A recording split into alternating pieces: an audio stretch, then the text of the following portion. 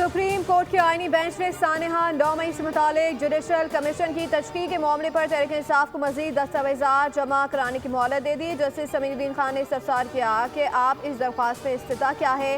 वकील ने जवाब दिया कि 9 मई के वाक़े पर जुडिशल कमीशन तश्कील दिया जाए। 9 मई के मुलज़मान को किस अंदाज से प्रोसिक्यूट किया जा रहा है। जस्टिस मोहम्मद अली मजहर ने रिमार्क किए कि सिविलियन के मिलिट्री ट्रायल से मुतालिक इस्तदा तो आपकी गैर मौसर हो चुकी है, वो तो अलग से केस चल रहा है। जस्टिस जमाल ममदूखेल ने इस्तफसार किया कि किस कानून के तहत जुडिशल कमीशन बनाया जाए। आपने अपनी दरख्वास्त में लिखा है कि 9 मई वाक़े में दर्जनों शहरी जांबाक हुए। क्या आपने 9 मई को जांबाक होने वाले किसी शहरी का डेथ सर्टिफिकेट लगाया है?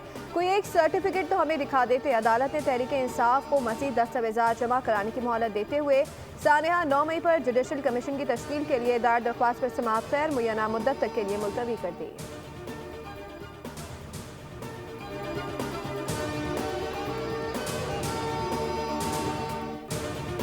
और जजेस तकर्री के लिए कायम जुडिशल कमीशन का इजलास आज होगा। चीफ जस्टिस पाकिस्तान याह्या अफरीदी इजलास की सदारत करेंगे। इजलास में लाहौर हाई कोर्ट में एडिशनल जजेस की तैनाती के लिए 8 सेशंस जजेस के नामों पर गौर होगा।